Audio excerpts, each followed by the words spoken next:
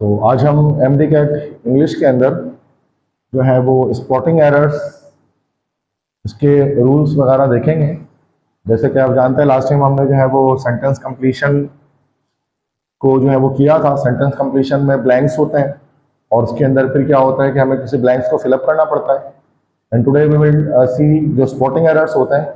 अगरचे हमने इसकी प्रैक्टिस की है इससे पहले, लेकिन यहाँ पर इस लेक्चर के अंदर जो है स्पॉटिंग एरर के रूल्स को हम देख लेंगे। कुछ स्टूडेंट्स होते हैं जो प्रैक्टिस के थ्रू सीखते हैं, कुछ स्टूडेंट्स जो है वो रूल्स को याद कर लेते हैं, उसके तहत जो है वो सॉल्व करते हैं। ठीक है, तो दोनों तरह से सीखा जाता है स्पॉटिंग एरर को। अभी फिलहाल मैं यहाँ पर प्रैक्टिस नहीं करा रहा आपको, हम यहाँ पर रूल्स देख रहे हैं कि इन रूल्स की बुनियाद पर एरर्स को स्पॉट किया जाता है एक सेंटेंस के अंदर। ठीक है, क्योंकि आपको पता है जब हम प्रैक्टिस करते हैं तो बहुत रैंडम एरर्स आते हैं, बहुत रैंडम होता है। हर वक्त टोटल ग्रामर आपके जहन में होना चाहिए, उसके बाद फिर आप क्या करते हैं स्पॉटिंग और एरर्स को स्पॉट कर पाते हैं। तो यहाँ कुछ टाइप्स के एरर्स हैं जो हम यहाँ पर देखेंगे। जो आप MD-CAT या E-CAT कोई भी यूनिवर्सिटी का टेस्ट आप देते हैं उसमें लाजमी जो है वो स्पॉटिंग एरर जो है वो इंक्लूड होता है। ठीक है, तो स्पॉटिंग एरर में सबसे पहला जो हमारे पास रूल है, बहुत सारे रूल्स हैं, देखते हैं आज हम सारी कोशिश करेंगे कर लें। तो सब्जेक्ट वर्ब एग्रीमेंट, इसके अगरचे अलग अलग लेक्चर्स भी मैंने इन तमाम टॉपिक्स पर अपलोड किए हैं, मैं लेक्चर दिया हुआ भी है, एक तरह से रिवीजन कर रहे हैं हम चीज़ों को। ठीक है, तो चूंकि हमारा जो है वो MD-CAT भी 20 सेप्ट तक हमारा डिले हो चुका है 16 अगस्त से, उस लिहाज से और भी टाइम है, स्टूडेंट्स प्रैक्टिस और कर सकते हैं, एक्स्ट्रा काफ़ी ज़्यादा टाइम आपको मिल चुका है। तो सब्जेक्ट वर्ब एग्रीमेंट के एरर्स हैं सबसे पहले, वो यहाँ पर हम देखेंगे। सब्जेक्ट वर्ब एग्रीमेंट किसे कहा जाता है कि जब भी कोई वर्ब आता है किसी भी सेंटेंस के अंदर तो वो सब्जेक्ट को अग्री कर रहा होता है, तो सब्जेक्ट और वर्ब के बीच में एक एग्रीमेंट होनी चाहिए। काफी सारे रूल्स हैं, मैं यहाँ बस इंपॉर्टेंट रूल्स की बात करूंगा। जो 3 रूल्स हैं जो मोस्ट इंपॉर्टेंट रूल्स हैं। पहला रूल क्या है कि verb must agree with its true subject not a nearby noun. Verb जो है वो अपने ट्रू सब्जेक्ट से एग्री करना चाहिए, नियर बाय नाउन से नहीं, करीब वाले नाउन से नहीं, बल्कि ट्रू सब्जेक्ट से अग्री करना चाहिए। इसका क्या मतलब हुआ, देखिए जैसे कि एक सेंटेंस यहाँ लिखा, the list of items on the table were quite long. अब देखो यहाँ पर अगर हम देखेंगे तो द लिस्ट ऑफ आइटम्स के अंदर दो चीजें, दो वर्ड्स हमारे पास, एक लिस्ट एक वर्ड हमारे पास है और एक वर्ड हमारे पास आइटम्स है। अब लिस्ट और आइटम्स में से एक हमारे पास ट्रू सब्जेक्ट और एक फॉल्स सब्जेक्ट है। तो द लिस्ट ऑफ आइटम में हमारे पास जो ट्रू सब्जेक्ट है वो ये है, द लिस्ट जो पहले लगा होता है। आइटम्स ये हमारे पास सब्जेक्ट नहीं है। तो लिस्ट चूंकि हमारे पास एक सिंगुलर वर्ड है, इसीलिए जो उसका वर्ब आगे हमारे पास आ रहा है ये कैसा है, सिंगुलर होना चाहिए, प्लुरल नहीं आना चाहिए। तो यहाँ पर वर नहीं होना चाहिए, बल्कि यहाँ पर क्या होना चाहिए, वॉज होना चाहिए। तो the list of items on the table was quite long. तो सब्जेक्ट यहाँ पर लिस्ट है, आइटम्स नहीं है। ठीक है, इस तरह से लिखा जाए ना, ऑफ करके जब हमारे पास एक वर्ड आ रहा हो, दो वर्ड्स हो, तो हम देखेंगे जो पहला जो वाला जो है ना वो हमारा ट्रू सब्जेक्ट होता है। ठीक है, तो अगर वो सिंगुलर है तो फिर सिंगुलर वर्ब लगेगा, अगर वो प्लुरल है तो फिर हम लोग क्या करेंगे, प्लुरल वर्ब यूज करेंगे। So this is the first rule of subject verb agreement. आगे बात, सेकंड रूल है watch for as well as, along with, together with, in addition to. ये सारे वर्ड्स अगर आ जाए आपके पास, एज वेल एज आ जाए, अलॉन्ग विद आ जाए, टुगेदर विद आ जाए, इन एडिशन टू आ जाए, अगर ये वर्ड्स आपके पास आते हैं तो सूरत में हम क्या करेंगे, इससे भी पहले वाले वर्ड को हम देखेंगे, वो हमारा सब्जेक्ट होगा, बाद वाले वर्ड को नहीं देखेंगे। ठीक है, जैसे the teacher as well as students. अब यहां पर हमें द टीचर को देखना है, स्टूडेंट्स जो है उसको नहीं देखना है। तो यहां पर हमारे पास वर्ब नहीं आना चाहिए था, बल्कि वॉज आना चाहिए। The teacher as well as students was surprise by the announcement. Verb surprise नहीं होगा, क्योंकि जब together with, along with, as well as, in addition to ये सारे वर्ड आते हैं तो हम क्या करते हैं, जो पहला सब्जेक्ट होता है उसके लिहाज से वर्ब को हम लोग पुट करते हैं या फिट करते हैं। बस हमारी ये सब पढ़ा हुआ रिवीजन करा रहा हूं मैं आपको। ठीक है, इसके लेक्चर में आपको शुरू में एप्टीट्यूड की क्लासेस में दे चुका हूँ। ठीक है, लिखा हुआ भी सबके पास, रिवीजन करवा रहा हूँ। नेक्स्ट रूल 3 है watch for indefinite pronoun that are always singular. Indefinite pronouns कुछ ऐसे होते हैं जो लगते हैं बहरहाल प्लुरल लेकिन होते हैं सिंगुलर। मिसाल के तौर पे जैसे कि अगर एवरी का वर्ड आता है, एवरी, ये एवरी स्टूडेंट, हर तालिब इल्म, तो ऐसा लगता है बहरहाल ये एक इंडेफिनिट प्रोनाउन है एवरी, तो बहरहाल ऐसा लगता है कि ये जो है वो प्लुरल वर्ड होना चाहिए, लेकिन इसको हम लोग सिंगुलर काउंट करते हैं। ईच, एवरी ये जब आता है तो उसको हम सिंगुलर लेते हैं, प्लुरल नहीं लेते हैं। ये कह रहा है watch for indefinite pronouns that are always singular, जैसे every, either, neither, everyone, everybody, someone, anybody, nobody, ये हमेशा क्या होता है, सिंगुलर होता है। ठीक है, ये सारे वर्ड सिंगुलर होते हैं। ये रिकॉर्डिंग में भी आ रही है, सारा स्लाइड लिखने की जरूरत नहीं, बहुत टाइम लग जाएगा। आप रिकॉर्डिंग से लिख सकते हैं, लिखना चाहे तो, या पीडीएफ भी इसका शेयर हो सकता है। ठीक है, तो ये कोई समझ लिखना नहीं है, तो बहुत कुछ लिखा है मैंने इसमें।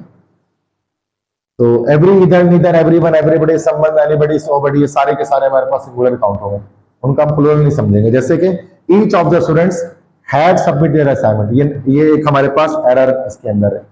तो देखो ईच जब आ गया ना, ईच ऑफ द स्टूडेंट्स, तो यहाँ पर लाजमी हमारे पास क्या आना चाहिए था, सिंगुलर आना चाहिए था। हैव हमारा प्लूरल होता है, तो क्या होना चाहिए था, हैज होना चाहिए था। Each of the students has submitted there assignments. बात समझ में आ गई? तो हैज सबमिटेड होना चाहिए था, तो यहां पर हैव के बजाय हैज होना चाहिए था। ठीक है, बात समझ में आ रही है? अच्छा, यहां पर एक और मसला यहां पर है, अगरचे वो रूल के अकॉर्डिंग चूंकि नहीं, तो यहां पर ये देयर, ये भी गलत है, ये देयर नहीं होना चाहिए था। लेकिन ये मसला सब्जेक्ट वर्ब एग्रीमेंट का नहीं है, बिकॉज ये सब्जेक्ट है, ये वर्ब एग्रीमेंट। ये हमारे पास जो देयर आ गया, तो ये तो हमारे पास जो मसला आया है, दिस इज एक्चुअली, अभी आगे आएगा, this is noun, noun pronoun antecedent का मसला आ गया ना ये तो।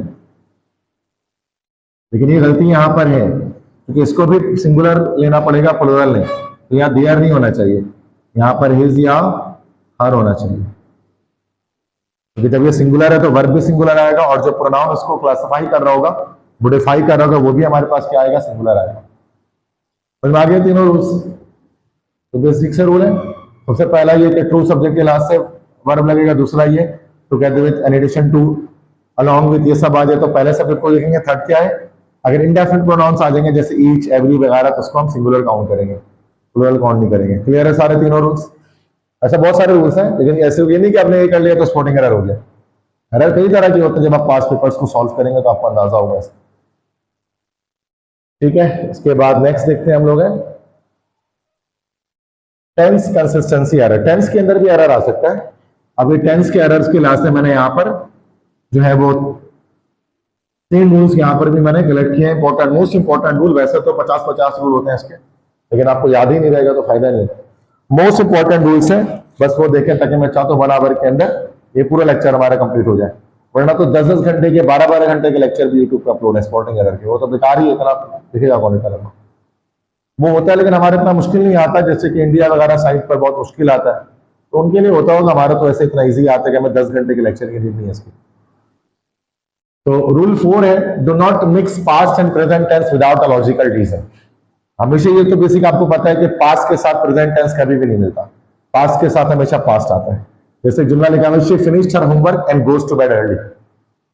अब आप सबको पता है कि यहाँ पर जो है वो गोज नहीं होना चाहिए था ना भाई, यहाँ गोज नहीं होना चाहिए था, बल्कि वेंट टू बेड अर्ली। तो जब यहाँ पर अगर वर्ब की सेकंड फॉर्म आपने लगाई है, तो यहाँ पर ही वर्ब की सेकंड फॉर्म लगेगी। पास्ट के साथ पास्ट आएगा, पास्ट इंडेफिनिट के साथ पास्ट इंडेफिनिट आएगा, पास्ट के साथ कभी प्रेजेंट नहीं मौजूद होता।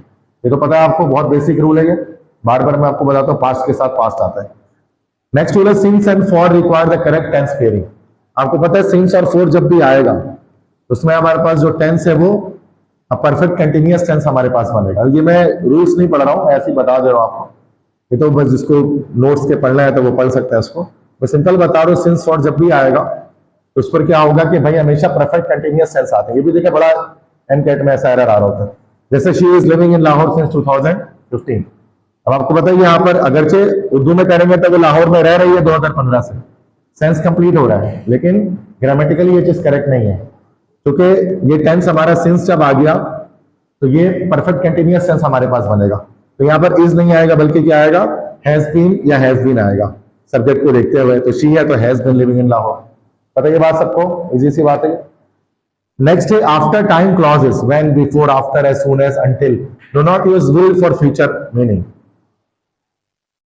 अच्छा, जब ये when, before, after, as soon as, until या इफ भी अगर आ जाएगा, इन सारे केसेस में हम क्या करेंगे, प्रेजेंट टेंस इस्तेमाल करेंगे, अगरचे वो फ्यूचर का सेंस दे रहा होगा फिर भी। एक बड़ा मशहूर जुमला है, कंडीशनल सेंटेंस के अंदर हम ऐसा करता है ना, अगर तुम मेहनत करोगे तो कामयाब हो जाओगे। तो हम क्या कहते हैं, if you work hard you will succeed, यही लिखते हैं ना भाई। अगरचे जुमला कि अगर तुम मेहनत करोगे तो ये तो ये होना चाहिए, if you will work hard, if you will work hard you will succeed.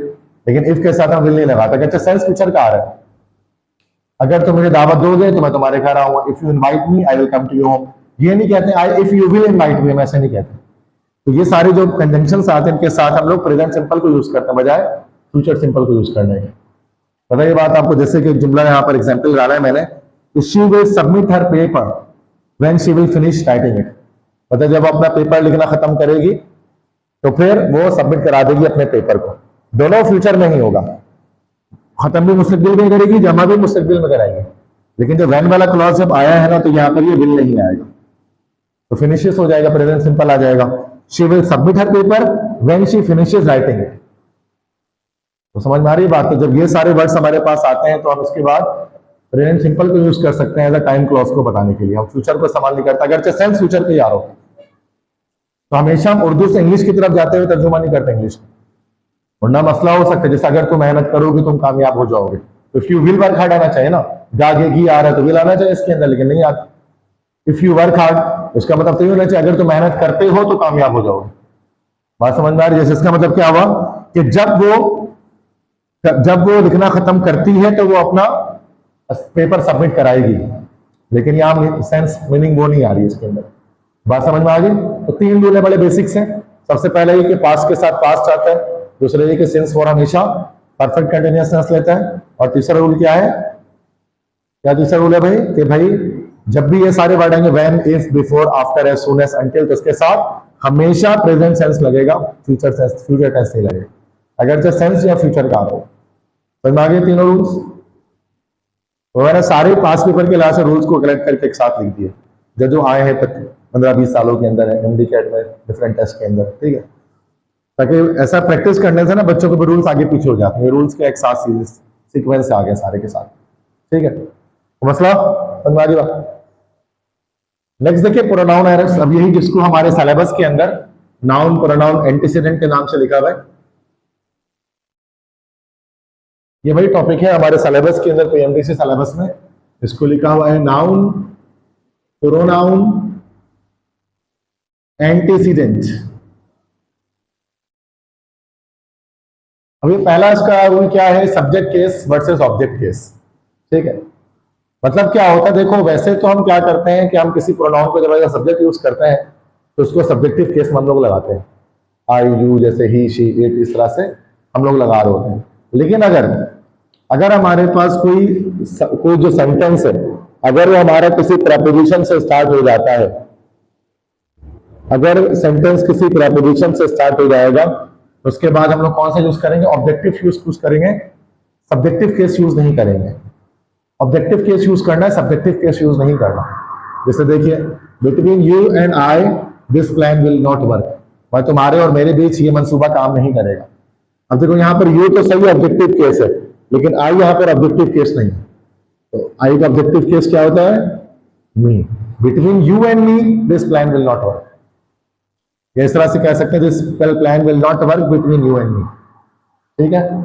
तो जब भी प्रेपोजिशन से एक सेंटेंस स्टार्ट हो तो हमेशा हम लोग क्या करते हैं? प्रोनाउन को ऑब्जेक्टिव केस में लगाते हैं, सब्जेक्टिव केस में नहीं लगाते। क्लियर है? इसको ऐसे भी लिख सकते हैं this plan will not work between you and me, इस तरह से। नेक्स्ट है रूल 8 है pronoun must agree with its antecedent in number and gender. जो भी मैंने पीछे बताया, जो चीज सब्जेक्ट वर्ब एग्रीमेंट के साथ है वही नाउन, प्रोनाउन, एंटीसीडेंट के साथ होता है। जैसे every student must submit there assignment before the deadline and he can not request an extension, ठीक है? अब देखो एवरी स्टूडेंट चूंकि आ गया तो इसका सेंस हमारे पास क्या हो गया बेटा? सिंगुलर सेंस हो गया इसका, it has got a singular sense. तो जाहिर सी बात है यहाँ पर देयर नहीं आना चाहिए ना, सिंगुलर सेंस के साथ देयर तो नहीं आएगा, बल्कि क्या आएगा? हिज और हर, ये आएगा। इसी तरह से एंड ही आ गया तो ही तो नहीं आ सकता यहाँ पर, बल्कि ही और शी, तो फीमेल मेल कोई भी हो सकता है। ही और she can not request an extension. तो जब भी हमारे पास सिंगुलर फॉर्म में सब्जेक्ट आता है तो उसका जो प्रोनाउन लग रहा होता है वो भी सिंगुलर में लग रहा होता है। तो हिज और हर लगेगा एवरी स्टूडेंट के साथ, देयर नहीं लगेगा। अगर जो सेंस वही आ रहा है कि बहुत सारे तालिब इल्म को देयर होना चाहिए था, लेकिन ग्रामेटिकल रूल के लिहाज से इसको हम सिंगुलर काउंट करते हैं, प्लूरल में। समझ में आ गई? रूल 9 है, do not use a reflexive pronoun myself himself as a simple substitute for I and me. देखो रिफ्लेक्सिव प्रोनाउन क्या होता है, जिसके साथ सेल्फ आता है, जैसे my self, your self, him self, her self, it self, them self, ये सारे हमारे पास रिफ्लेक्सिव प्रोनाउंस कहलाते हैं। इसको हम डायरेक्टली कभी भी जुमले में इस्तेमाल नहीं करते हैं। जैसे जब आई आएगा तो फिर माई सेल्फ आएगा, इस तरह से, जैसे मैं आपको दिखाता हूं कि I have done this work my self, मैंने ये काम खुद से किया है, I have done this work my self. अभी जो माई सेल्फ है ये रिफर बैक किसको कर रहा है, इस आई को कर रहा है, ठीक है। तो आई आएगा तो माई सेल्फ आएगा, यू आएगा तो योर सेल्फ आएगा, ही आएगा तो हिम सेल्फ आएगा, अकेले सेल्फ वाला कभी नहीं आ सकता, ठीक है। अब जैसे यहां देखिए जुमला क्या लिखा हुआ है, my colleague and myself will present the research findings. अब देखो आई तो आया नहीं, तो ये माई सेल्फ कहां से आ सकता था यहाँ, तो ये माई सेल्फ नहीं आएगा, बल्कि सिंपल यहाँ पर आई आएगा कि my colleague and I will present the research findings, कि मेरे कोलीग और मैं, हम लोग पेश करेंगे तहकीक से जो भी मालूमात मिली है उसको।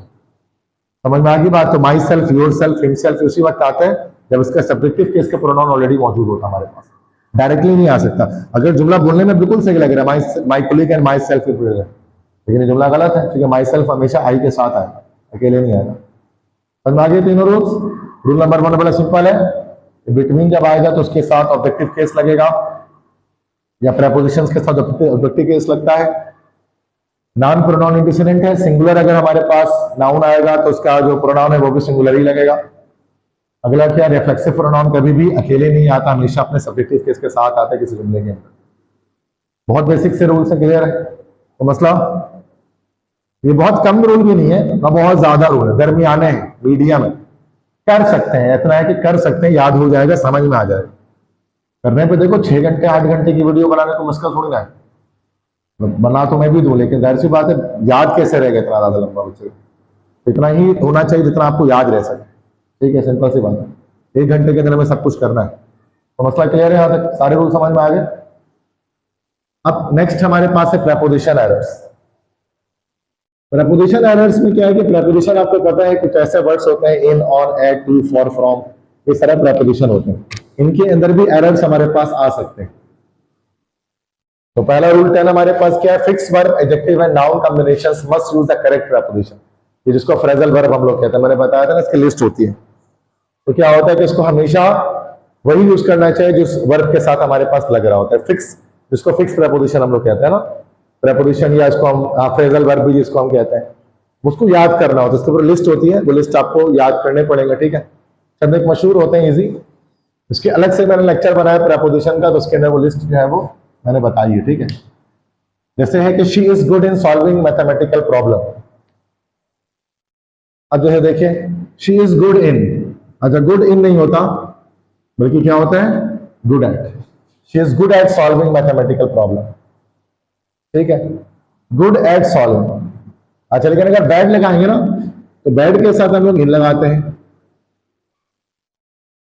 जैसे she is bad in solving mathematical problem, good के साथ एट लगता है, बैड के साथ इन लगता है, याद करना पड़ता है, बाकी मीनिंग को बोलेंगे सब सेम ही है।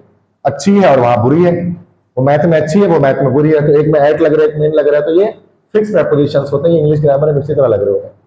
इसी तरह से ही is married with a doctor, बड़ा फेमस है। अब आपको पता है मैरिड विद कभी नहीं होता, मैरिड के साथ क्या आता है, to. He is married to a doctor, उसके डॉक्टर से शादी हुई है, विद नहीं करेंगे, जबकि आप बोलते हैं डॉक्टर के साथ हुई तो विद आना चाहिए, डॉक्टर के साथ हुई ना, तो मैरिड विद अ डॉक्टर, लेकिन ये आपके सेंस में नहीं चलेगा, मैं हमेशा बता रहा हूँ। और स्पॉटिंग एरर में वहीं फंसाया जाता है जहां पर आपको सेंस में जुमला सही लग रहा हो। मैरिड टू अ डॉक्टर, ऐसे कई सारे होते हैं, इनको हम कहते हैं फ्रेजल वर्ब्स या फिक्स प्रेपोजिशन कहते हैं। इसकी लिस्ट आपको 50 जगह पर मिल जाएगी, लेकिन आपको इतने सारे नहीं होते हैं, तकरीबन 50-60 के करीब होते हैं, जो मोस्ट कॉमन होता है वो आपको याद रखने होते हैं। और 9-10 में शायद आपने याद भी किया होगा फिक्स प्रेपोजिशंस को, वरना फिर आप याद कर लेंगे तो ये हो जाएगा, ठीक है। तो मसला नेक्स्ट रूल 11 क्या है, since are for confusion with preposition of time. अब सिंस और फॉर वैसे तो हमने पढ़ा था कि ये लगाते हैं प्रेजेंट परफेक्ट कंटीन्यूअस टेंसेस के साथ, या पास्ट परफेक्ट कंटीन्यूअस या फ्यूचर परफेक्ट कंटीन्यूअस टेंसेस के साथ लगाते हैं, लेकिन अब ये सिंस और फॉर अगर मान लो परफेक्ट कंटीन्यूअस टेंस है तो किसके साथ लगाएंगे, तो ये सिंस लगेगा किसके साथ, अब सबको पता है किसके साथ लगता है, पॉइंट ऑफ टाइम के साथ लगता है सिंस, और फॉर किसके साथ लगता है बेटा, पीरियड ऑफ टाइम के साथ। अगर आपको ये पता है कि एक्शन कितनी देर से हो रहा है तो फॉर, और आपको ड्यूरेशन नहीं पता है, बस ये पता है कि किस स्टार्टिंग पॉइंट पे एक्शन स्टार्ट हुआ, तो फिर सिंस। ये है ना सिंस और फॉर का मसला।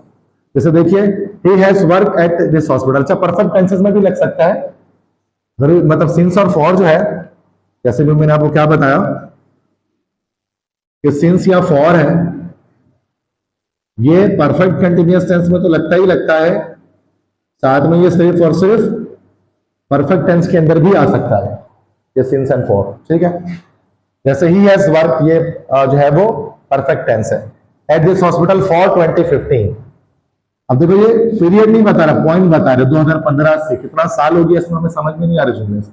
यहाँ पर क्या फॉर नहीं आना चाहिए, बल्कि क्या आना चाहिए, सिंस आना चाहिए। तो आती है बात समझ में आपको, पॉइंट ऑफ टाइम और पीरियड ऑफ टाइम की पता है ये क्लियर? ये भी बहुत इंपॉर्टेंट, इसमें भी फंसते हैं बच्चे, इसमें भी स्पॉट एरर हो रहा होता है। अगला क्या है, despite and in spite of are followed by a noun not a full clause. अच्छा, ये बड़ा मशहूर वर्ड है, एक होता है डिस्पाइट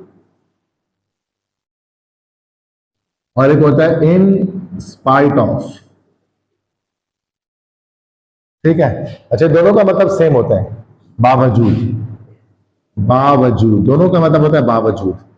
डिस्पाइट का मतलब भी बावजूद होता है, इन स्पाइट ऑफ का मतलब भी होता है बावजूद, बावजूद इसके। ठीक है, अब ये क्या कहते हैं, ये नाउन्स से फॉलो होते हैं कि फुल क्लॉज नहीं लेते ये। अब जैसे एक जुमला हमारे, एक वर्ड हमारे पास होता है ऑल्दो। ऑल्दो इसी मायने में आता है, जैसे ऑल्दो कहता है अगरचे। Although he is ill, comma, जैसे हम इस तरह लिख सकते हैं कि ऑल्दो के पास पूरा एक फुल क्लॉज आ रहा है। एक फुल क्लॉज से मुराद क्या होता है, जिसका अपना सब्जेक्ट और वर्ब होता है, इसको कहते हैं ना clause. Although he was ill, he went to college। अगरचे वो बीमार था, उसके बावजूद तो क्या वो कॉलेज गया। ऑल्दो के साथ आप देख सकते हैं पूरा एक फुल क्लॉज हमारे पास आ रहा है, एक कंप्लीट एक क्लॉज हमारे पास ऑल्दो के साथ आ रहा है। ठीक है, although he was ill, he went to college। लेकिन जब हम इन स्पाइट ऑफ और डिस्पाइट यूज करेंगे तो हम फुल क्लॉज यूज नहीं करेंगे, सिर्फ हम लोग नाउन यूज करेंगे। जैसे देखिए, despite he was unwell he attended the seminar. ये गलत हो गया, तो गलत हो गया जुमला, चुके पूरा क्लॉज लगा दिया, इसको ऐसे बनना चाहिए था, despite his illness he attended the seminar, या in spite of his illness he attended the seminar. तो यहाँ पर जैसे हमारे पास में नाउन लगाया है, पूरा वर्ब इसके अंदर कुछ नहीं। तो जब भी इन स्पाइट ऑफ और डिस्पाइट यूज करेंगे तो क्या करना होगा, हम लोग डायरेक्टली नाउन यूज करेंगे, पूरा एक क्लॉज यूज नहीं करेंगे। क्लॉज यूज होता है ऑल्दो के साथ। तो समझ आ रही है, थोड़ा सा टिपिकल रूल है, बट पता होना चाहिए आपको। और डिस्पाइट और इंस्पाइट ऑफ एक ही चीज होती है। अच्छा, डिस्पाइट ऑफ नहीं होता, इंस्पाइट ऑफ होते, डिस्पाइट डायरेक्टली आता है। बहुत सारे बच्चे ने डिस्पाइट ऑफ लिख दिया था, ये गलत हो जाता है। इंस्पाइट ऑफ होता है और सिर्फ डिस्पाइट होता है, दोनों का मतलब होता है बावजूद। समझ में आगे तीनों रूल। पहला रूल क्या कह रहा है कि फिक्स प्रेपोजिशन को देखते हुए लगाएं, वर्ब क्या है उसके लिहाज से प्रेपोजिशन फिक्स करें। दूसरा है कि सिंस लगता है पॉइंट ऑफ टाइम के साथ, फॉर लगता है पीरियड ऑफ टाइम के साथ। तीसरा क्या है, डिस्पाइट और इंस्पाइट ऑफ हमेशा अपने साथ नाउन लेते हैं, अपने साथ वर्ब नहीं लेते हैं, या अपने साथ जो है वो एक फुल क्लॉज नहीं लेते। समझ में आगे तीनों। नेक्स्ट एरर हमारे पास किसका है, आर्टिकल का एरर है। सबके तीन तीन एरर्स आ रहे, ठीक है। आर्टिकल के भी तीन रूल सिर्फ देख लें बेसिक से। आर्टिकल का तीन रूल क्या है, सबसे पहला रूल क्या है, आर्टिकल आपको पता है ए एंड दा को आर्टिकल कहते हैं, जिसको ऑल होना, कि ए हो गया, एन हो गया, दा हो गया, इसको हम लोग आर्टिकल कह रहे हैं। इसके तीन रूल्स देख लें। रूल 13 क्या है, ए और an before singular countable noun. Singular countable noun से पहले हम लोग ए और एन इस्तेमाल करते हैं, काउंटेबल नाउन जो गिन सके और वो सिंगुलर भी हो, ए और एन इस्तेमाल करते हैं। हमने पढ़ा था अपने लेक्चर के अंदर इसको, ठीक है। जैसे कि she is doctor at the city hospital. अब देखो डॉक्टर, क्या ये डॉक्टर एक सिंगुलर काउंटेबल नाउन है? बताओ जरा, क्या ये सिंगुलर काउंटेबल नाउन है? डॉक्टर को गिना जा सकता है और एक है तो सिंगुलर काउंटेबल नाउन है। तो इसमें शी इज डॉक्टर नहीं है, बल्कि she is a doctor at the city hospital. ये अगर डॉक्टर नहीं होता, अगर इंजीनियर होता तो फिर क्या कर लेते हम लोग, एन लगा लेते, ठीक है। तो आ डॉक्टर और एन इंजीनियर, तो चूंकि जब सिंगुलर डॉक्टर्स अगर होता तो कुछ नहीं लगाते, तो सिंगुलर काउंटेबल नाउन से पहले हम लोग आ या एन लगाते हैं, सही है। नेक्स्ट क्या है, नो आर्टिकल बिफोर अनकाउंटेबल और plural general noun. Uncountable noun से पहले कोई आर्टिकल इस्तेमाल नहीं होता। अनकाउंटेबल नाउन से पहले या प्लूरल जनरल नाउन से पहले कोई आर्टिकल इस्तेमाल नहीं होता। अब अनकाउंटेबल नाउन को गिना नहीं जा सकता। अच्छा, अनकाउंटेबल नाउन के अंदर मैंने आपको बताया था क्या हो सकता है, एब्स्ट्रैक्ट नाउन हो सकता है और मटेरियल नाउन हो सकता है। ये अनकाउंटेबल होते हैं, इनको गिना नहीं जा सकता, इनके साथ हमको आर्टिकल इस्तेमाल नहीं करते। जैसे the honesty is the best policy, गलत हो गया, तो क्या होना चाहिए यहां पर, सिर्फ honesty is the best policy. पता है ये तो बहुत बेसिक सी बात है, क्योंकि ऑनेस्टी क्या है, एक एब्स्ट्रैक्ट नाउन है, ईमानदारी। अच्छा, यहां पर द क्यों है, बेस्ट से पहले, चूंकि हमारा सुपरलेटिव भी एडजेक्टिव है तो उससे पहले द आता है, तो पता ही आपको। Honesty is the best policy. इसी तरह से मटेरियल नाउन भी हो सकता था, जैसे कि हम कह सकते हैं कि this chair is made up of would.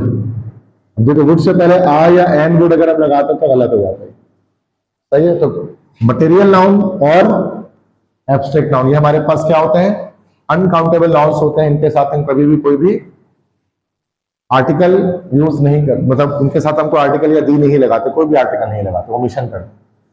Next rule 15 क्या है, the before something already specific और यूनिक। अब आपको पता यूनिक चीजों के लिए, स्पेसिफिक चीजों के लिए हम द यूज करते हैं, जो कायनात में सिर्फ एक ही है।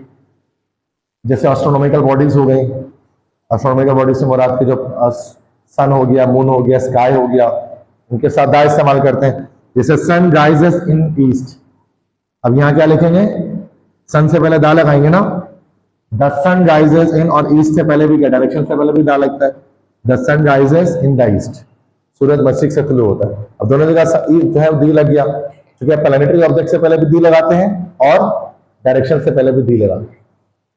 तो तीन हमने यहाँ पर रूल्स देख लिए आर्टिकल्स के।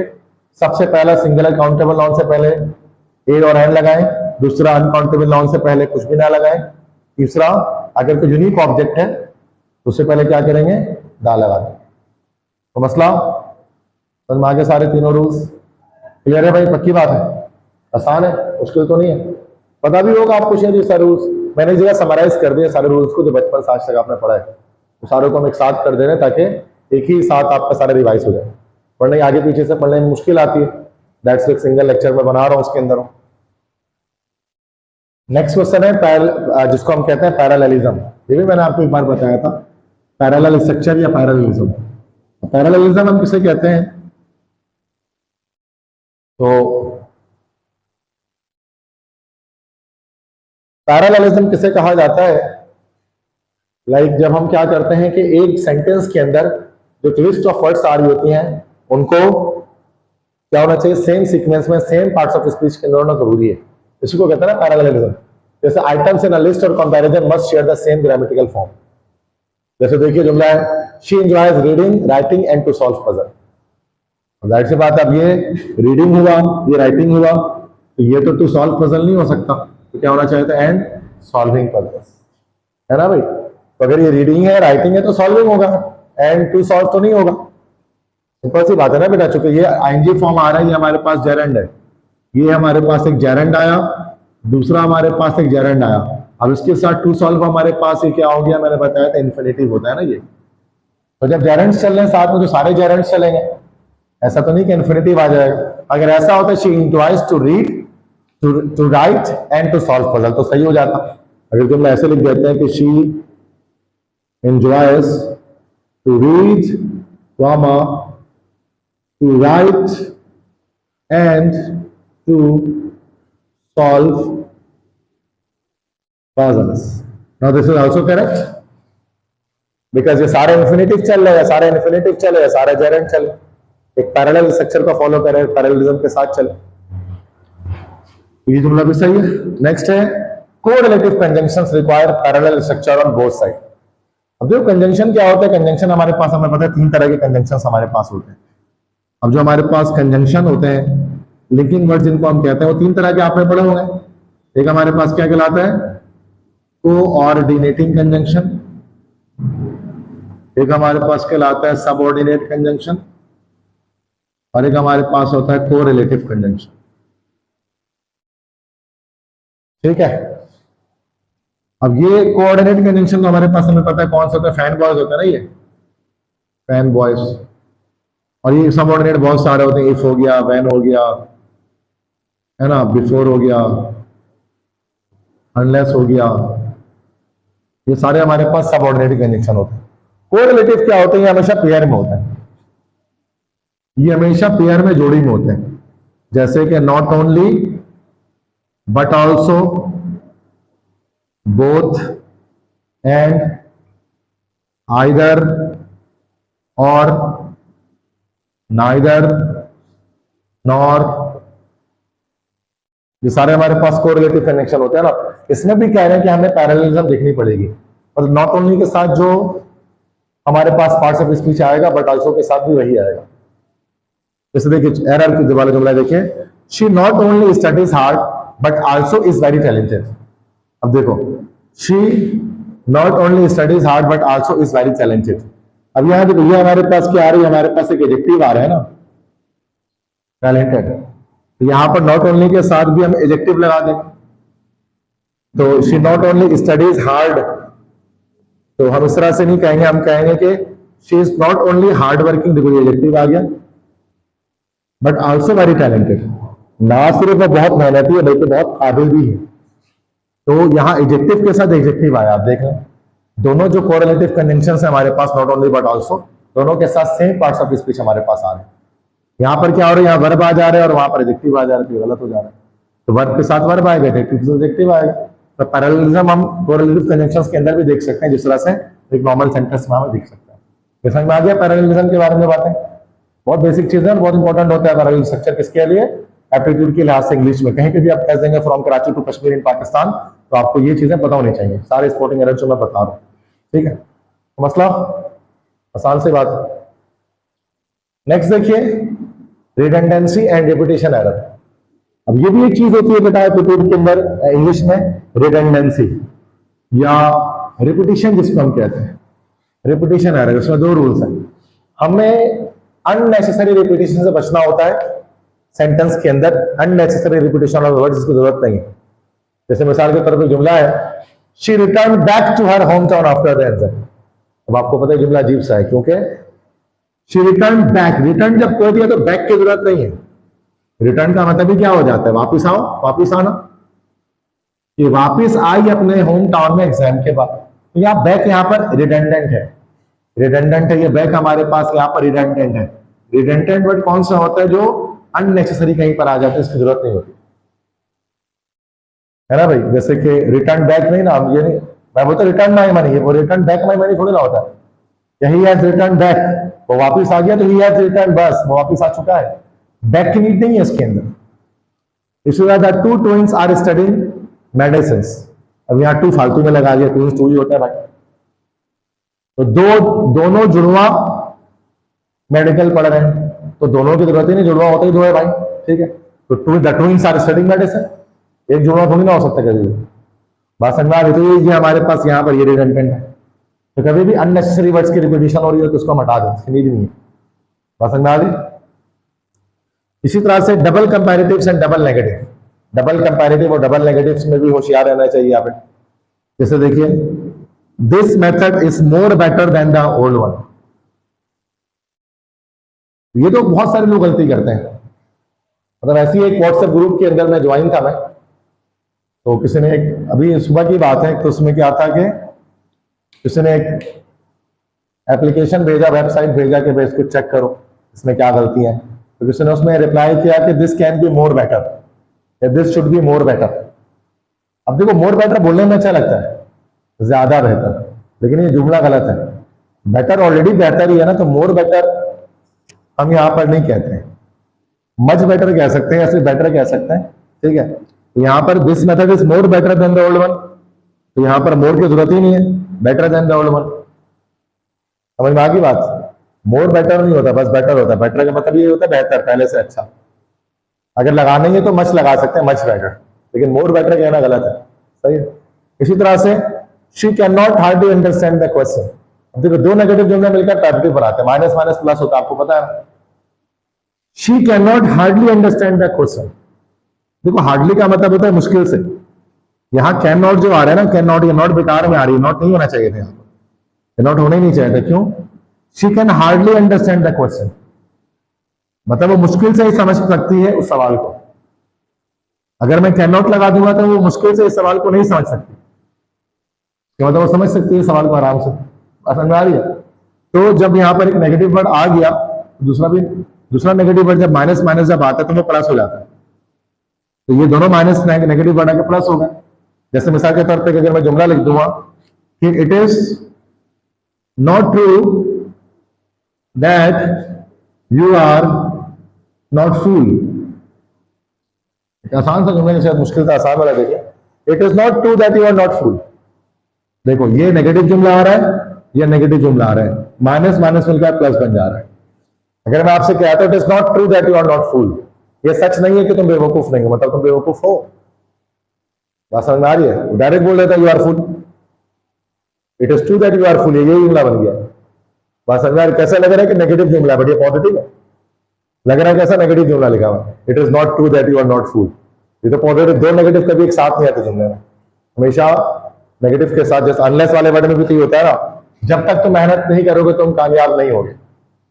तो you want be successful unless you work hard. अब अनलेस का जो वर्ड होता है वो ऑलरेडी क्या नेगेटिव है ना भाई। जब तक तुम नहीं करोगे, जब तक तुम मेहनत नहीं करोगे तो कामयाब नहीं हो सकोगे। अब यह unless you do not work hard नहीं हो सकता है, वरना जुमला तो नहीं, जब तक तुम मेहनत नहीं करोगे ऐसा हो जाएगा। ये अजीब सी बात है। तो कुछ ये चीज देखनी होगी कि डबल नेगेटिव कभी सेंटेंस नहीं होना चाहिए, वरना वो पॉजिटिव हो जाता है। जैसे कुछ एग्जाम्पल समझ आगे बात। तो दो चीजें, ये रिडंडेंसी है, एक्स्ट्रा वर्ड जो लगे जाते हैं ना, जैसे नॉट एक्स्ट्रा लगा देते हैं या फिर इस तरह से, तो ये चीज तो मसला। तो ये रिडंडेंसी कहलाते हैं, रिपीटेशन एरर कहलाते हैं। ये भी स्पॉटिंग एरर में डिटेक्ट हो रहा होता है। नेक्स्ट देखिए हमारे पास, नेक्स्ट क्या है, कंपैरिजन एरर। ये कंपैरिजन के लिहाज से, मतलब जब हम कंपैरेटिव डिग्री देखते उसको इस्तेमाल करते हैं तो उसमें आता है कंपेयरिंग ओनली सिमिलर थिंग। हमेशा सिमिलर चीजों को कंपेयर करते हैं। जैसे the population of Pakistan is larger then India. जुमला बिल्कुल सही लगता है बट गलत जुमला। The population of Pakistan is larger then India, मतलब पाकिस्तान की आबादी इंडिया से ज्यादा है। अच्छा, ये तो चलो हम उस पर बात नहीं कर रहे।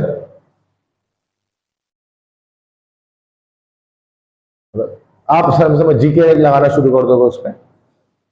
चलो उसको, the population of India is larger than Pakistan, क्योंकि शायद उल्टा लिख दिया है।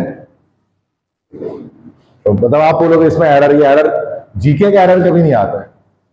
जनरल नॉलेज के के टेस्ट में अलग से आ रहा होता है पॉपुलेशन वगैरह, लेकिन एमडी कैट वगैरह में जनरल नॉलेज नहीं आती है कि आपसे पूछ रहे हैं सर एरर यहाँ है क्योंकि इंडिया में ज्यादा आबादी है। तो ये एरर, ये ग्रामेटिकल एरर हो जाए, ये तो आपके ज्योग्राफिकल एरर है, तो वो थोड़ी ना आ जाए।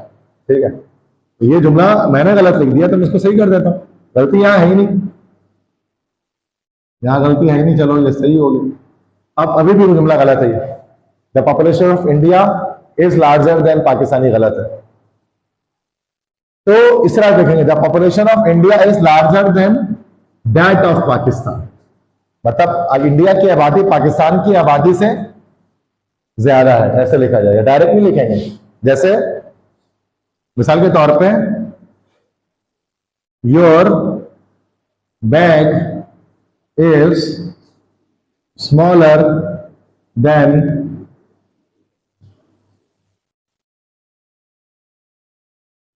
मी, your bag is smaller than me. उसका मतलब ये हुआ कि तुम्हारा बैग मुझसे छोटा है, मेरे बैग से छोटा नहीं है। क्या होगा, your bag is smaller than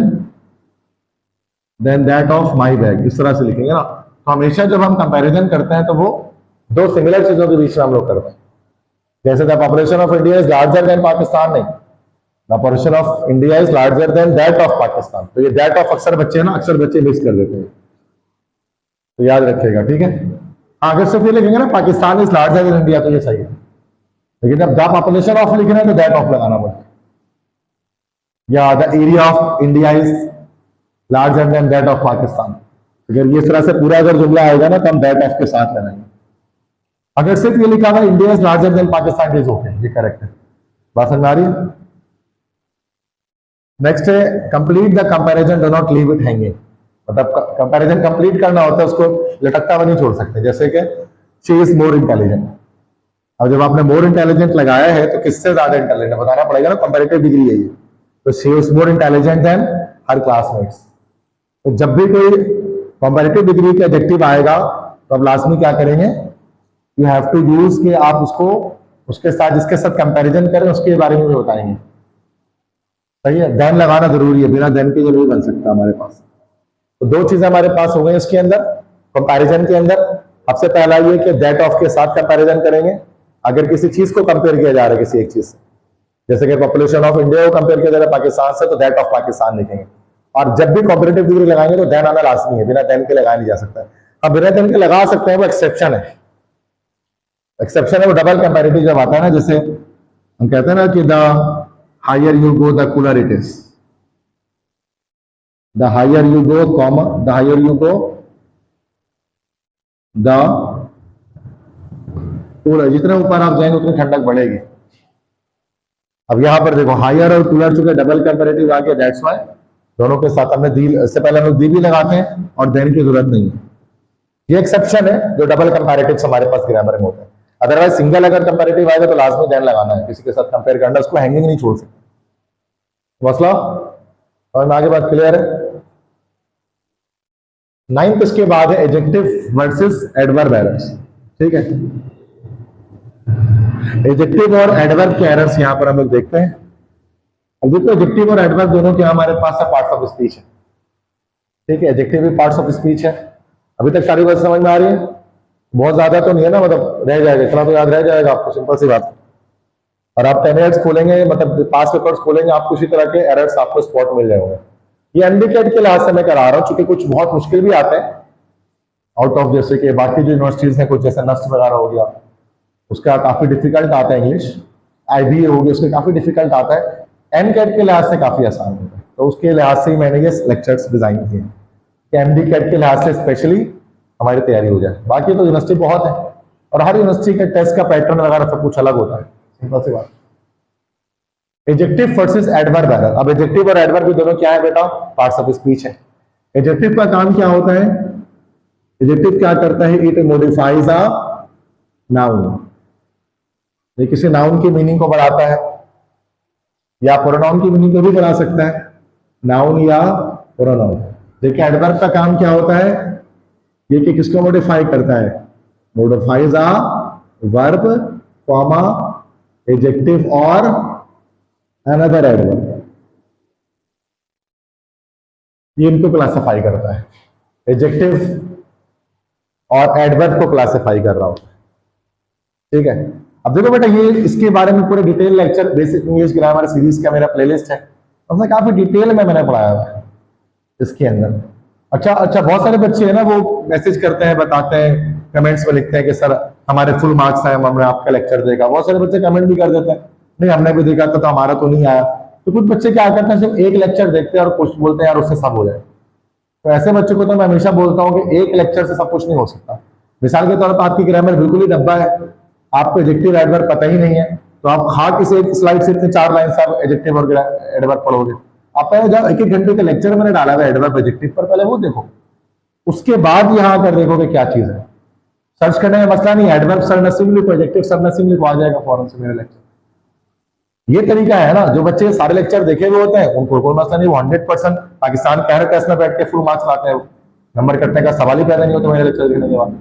लेकिन कोई बच्चे एक ही लेक्चर देख के बोल रहे सब आ जाएगा, इतने मजे किसी के नहीं आते।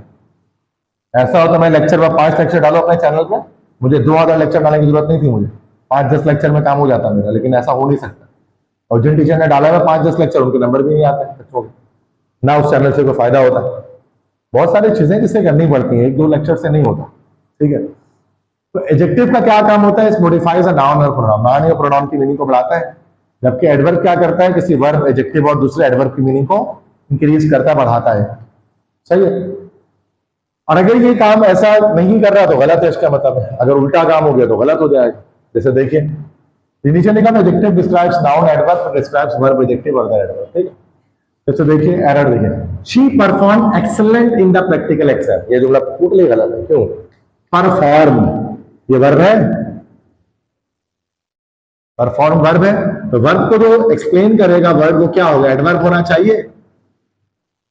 और एडवर्ब के लास्ट में क्या आता है, खासतौर पे जब एडवर्ब ऑफ मैनर होता है, एलवाई आता है, तो यहां पर क्या होना चाहिए था, शी फॉर परफॉर्म एक्सेलेंट नहीं होना चाहिए था, क्या होना चाहिए था, she perform excellently, she perform excellently in the practical exam. उसने बड़े बेहतरीन अंदाज से प्रैक्टिकल एग्जाम में उसने वो किया, परफॉर्म किया। क्योंकि वर्ब के फॉर्म में एडजेक्टिव आएगा, एडवर्ब आएगा, एडजेक्टिव नहीं आएगा, ठीक है। और वर्ब को जो है हमेशा कौन मॉडिफाई करेगा, एडवर्ब करेगा।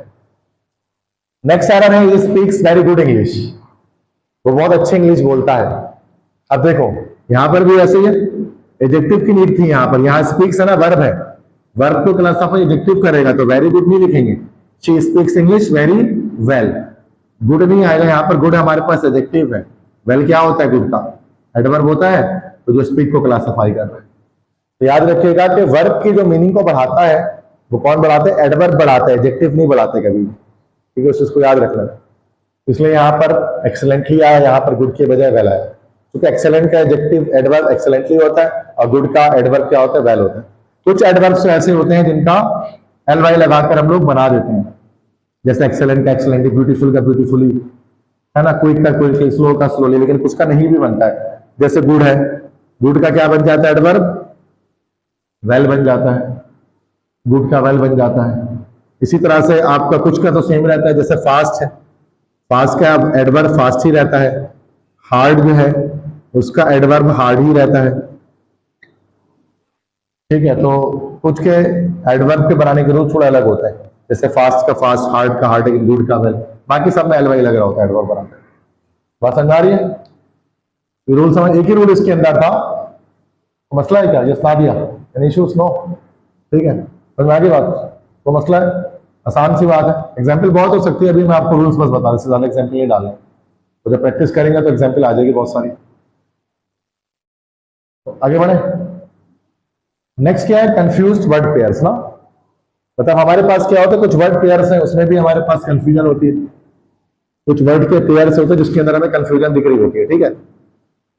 अब वो कुछ है, चंद देखें, वो मैंने एग्जाम्पल के साथ डाल दिया, पता भी होंगे आपको, फॉरन से जरा देख लें, चंद एक मैंने डाले, जैसे अफेक्ट और इफेक्ट, मैंने बताया था पिछले क्लास में भी, एक वर्ब होता है, एक नाउन होता है, इसका मतलब होता है सिर्फ, इसका मतलब होता है सिर्फ असर, और उसका मतलब होता है असर करना, असर करना। तो पहला जुमला, the medicine will affect it's his recovery, ये वर्ब यूज किया है यहाँ पर, और the effect of the medicine was immediate, यहाँ पर नाउन यूज होता है। पता है नहीं बात फर्क आपको, अफेक्ट और इफेक्ट में, वर्ब और नाउन का फर्क है।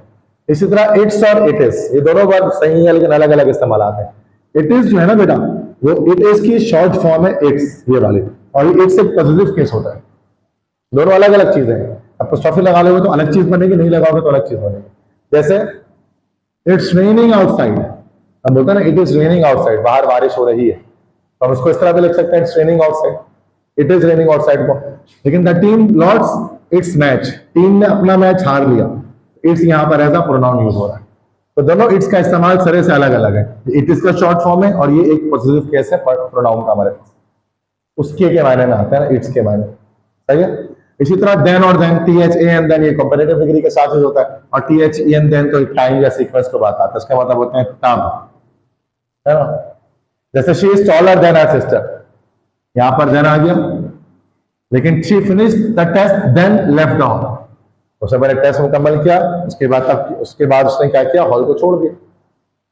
फ्यूअर और लेस, फ्यूअर काउंटेबल के, लेस अनकाउंटेबल के लिए, आपको पता है fewer students fail this year, क्योंकि स्टूडेंट्स यहाँ पर काउंटेबल हैं तो फ्यूअर आ गया। There is less time left before the exam, time countable नहीं है तो इससे पहले हम लोग क्या लेस लगा दिया, अनकाउंटेबल होता है, क्लियर है। इसी तरह ले और लाई, ले जो है उसका मतलब होता है किसी चीज को रखना, फर्स्ट फॉर्म है ये, और लाई का मतलब होता है लेटना, फर्क है दोनों में। जैसे ले the book on the table, मतलब टेबल पर बुक को रख दो, इसकी सेकंड फॉर्म हमारे पास क्या होती है, ले की लेड होती है, ले, लेड और लेड, इसके मतलब होता है रखना, ठीक है। जबकि लाई जो है उसका मतलब होता है लेटना, she wants to lie down and rest, वो लेटना चाहती है और सोना चाहती है, बट कंफ्यूजन इसके अंदर है, वो मैं आपको बता रहा हूं। लाई की जो है ना, लाई वर्ब की फर्स्ट फॉर्म है, इसकी जो सेकंड फॉर्म होती है पता है वो क्या होती है, वो भी ले होती है। और थर्ड फॉर्म इसकी हमारे पास होती है लेन। तो ये ले जो लाई की सेकंड फॉर्म ले होती है, जैसे वो बेड पर लेटा लेटा तो ही ले ऑन बेड, तो मतलब वो बेड पर लेटा, सेकंड फॉर्म। तो लाई, तो ये ले फर्स्ट फॉर्म है यहाँ पर जिसके मतलब रखना, और ये ले सेकंड फॉर्म है जिसके मतलब लेटा। लाई की सेकंड फॉर्म भी ले होती है और ले खुद फर्स्ट फॉर्म भी होती है, उसके मतलब होता है रखा, जैसे कि ले the book on the table. तो थोड़ा सा कंफ्यूजन इंग्लिश लैंग्वेज के अंदर, दो तरह के ले है, एक ये वाला ले है और एक ये वाला ले। ये सेकंड फॉर्म है, ये फर्स्ट फॉर्म। और लाई इसकी फर्स्ट फॉर्म होती है जिसका मतलब लेटा। I want to lie on bed, मैं बेड पर लेटना चाहता हूँ। बात समझ आ रही? इस तरह बिटवीन और अमंग का तो पता है, दो चीजों में बिटवीन और तीन से ज्यादा चीजें हो तो फिर among. Divide the sweets between the two children, divide the price among the 5 winners. Simple है। फार्दर और फर्दर, फार्दर क्या होता है, मजीद दूर, और दूर, मजीद दूर के मायने में आता है। और फर्दर के मतलब क्या होता है, सिर्फ मजीद, इन एडिशन टू। जैसे he walk farther than expected, वो जितना एक्सपेक्टेड था उससे ज्यादा वो चला, ज्यादा दूर तक चला गया। She needs further information about before deciding, उसको मजीद इतलात चाहिए फैसला करने से पहले। नेक्स्ट है प्रिंसिपल। प्रिंसिपल, ये प्रिंसिपल सरबराह स्कूल का, ये प्रिंसिपल असूल हो गया। जैसे the principal address the students, principal ने बच्चों से खिताब किया।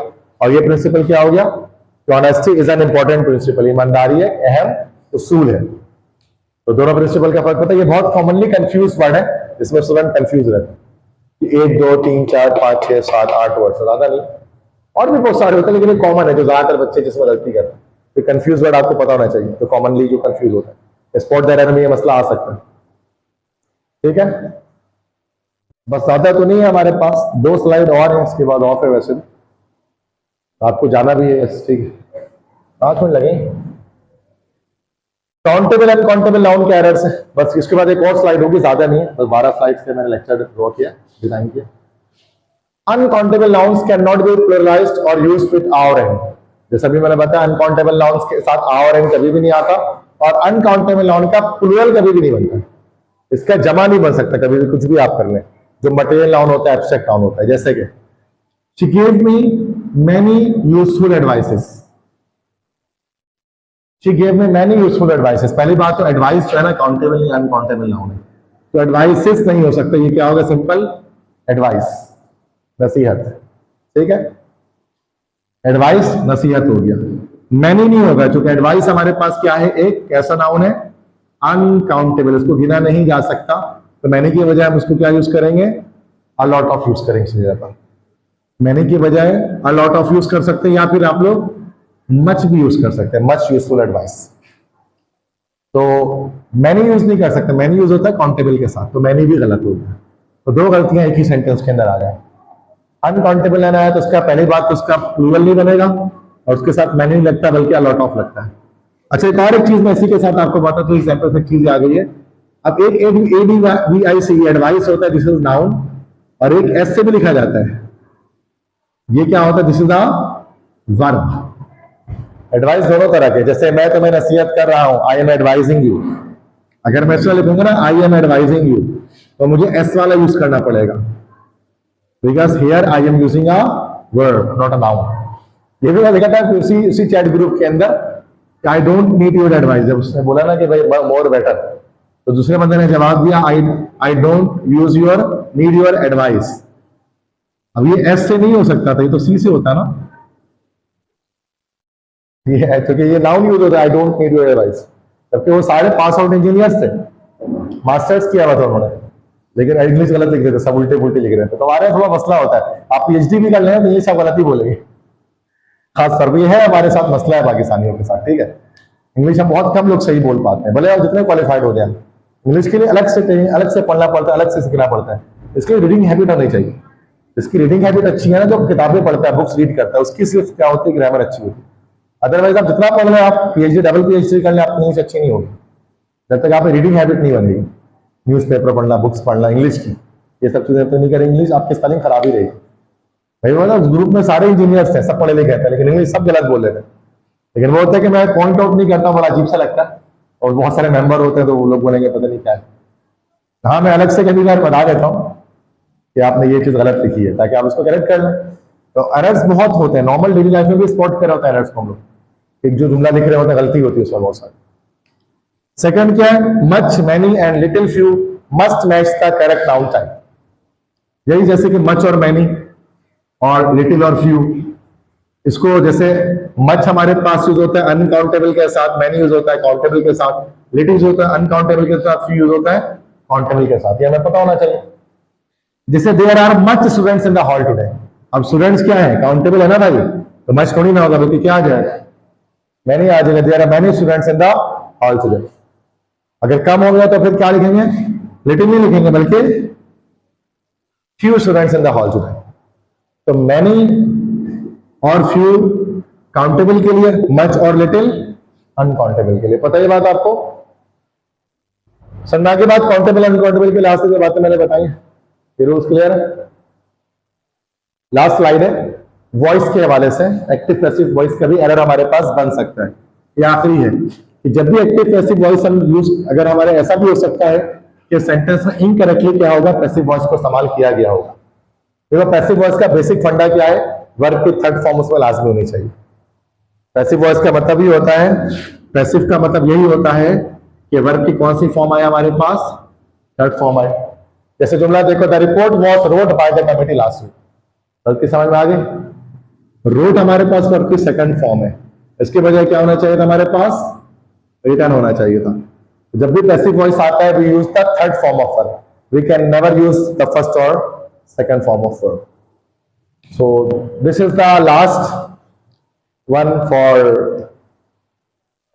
Spotting error. ये सारे रूल समझ में आ गए आपको? यहाँ से स्लाइड एंड हो जाती है, क्लियर है सारी चीजें। उनको आप घर पे जाए जहनशीन कर दें, जितने भी सवाल आएंगे आपके, इसी में से कोई ना कोई एक इशू आ रहा होगा जो मैंने देखा है गुज़श्ता 15-20 सालों के पेपर में एमडी के अंदर, तो वो मैंने सारा कंपाइल कर दीजिएगा, तो मसला तो नहीं है, सब चीज क्लियर है। ठीक, अच्छा ये चीज बड़े आराम से किया गया, आपको पता है इतना मुश्किल नहीं है इसको करने में। ये चीजें टोटली जो है ना वो एआई की मदद से हो गई है। ये आपको पता है पूरा लेक्चर ज्यादा नहीं, मुझे 15 से 20 मिनट लगे बनाने में। क्यों? अब इतना सारा सर 15-20 मिनट में। एआई है जिसको एक मैंने बताया था आपको, Claude.ai, ये एक टूल है Claude.ai, बहुत फेमस है, मेरी फेवरेट है ये। इसमें आपने क्या, मैंने क्या किया, बस मैंने इंग्लिश के पास पेपर में पढ़े थे, मैंने उसको दे दिया, स्पॉटिंग एरर के थे सारे, मैंने उसको दिया Claude.ai को, बोला कि यार इसका ना जितने भी रूल्स इसमें लग रहे हैं वो सारे रूल का मुझे ना एक लेक्चर बनाकर दे दो एग्जाम्पल वगैरह के साथ, सारे रूल्स वगैरह बनाकर। और उसको मैंने कमांड दिया, 4 से 5 मिनट में ये पूरा उसने प्रेजेंटेशन रेडी करके दे दिया। वरना ये काम पूरे दिनों का है, पूरे रिसर्च में टाइम लग जाता है। ये आप भी कर सकते हैं घर पे, फ्री है टोटली, तो पैसे नहीं लगते। आजकल इतना आसान हो गया इन्फॉर्मेशन फेच करना, मतलब मैं खुद भी पहली बार पढ़ रहा था ये सारे एग्जाम्पल तक मुझे नहीं पता था क्या डाला है इसमें, मैं खुद पढ़ा तो मुझे लगा ये बिल्कुल एक्यूरेट डाला है इसमें, और वाकई में ऐसे सवाल आते हैं। उसे पूरा मतलब उसको रीड किया, रूल्स निकाले, उसको कंपाइल किया, सब कुछ लिखा भी था, सब कुछ करके दे दिया, और सेकंड्स के अंदर मतलब ये काम हो जाता है। That's the new generation era ना, एआई का टूल का बेहतरीन इस्तेमाल टीचिंग के अंदर जिसको हम कहते हैं, ये बहुत बड़ा इस्तेमाल है, क्योंकि स्टूडेंट भी यूज कर सकता है। मैंने हमेशा आपको बताया आप यूज करें, नोट्स की जरूरत ही नहीं, आप खुद बना लेंगे, एक से एक नोट्स बन जाएंगे। ठीक है, अच्छा मैंने तो अपने एआई मॉडल को ट्रेन किया हुआ, तो मुझे आंसर मिल जाता है फौरन से सही वाला। अगर आपने ट्रेन नहीं किया तो आप उसको ट्रेन करें। ट्रेन करने के लिए क्या होता है कि आप बातें करें उससे, उससे आप अपनी चीजें उसको बताएं कि मैं क्या हूँ, मैं कौन हूँ, और मुझे जो है वो किस तरह की चीजें आंसर्स मुझे चाहिए, और मैं क्या पढ़ती हूँ, मैं किस क्लास के स्टूडेंट हूँ। एक बार वो समझ जाएगा ना, उसके बाद वो हमेशा आपको मुताबिक आंसर करेगा। आउट ऑफ नोवेयर अगर आप पूछेंगे तो आपको एकदम लेम से एक आंसर वो दे देगा उठा के, ऐसे ही होता है ना भाई। चले, that's it for today's class of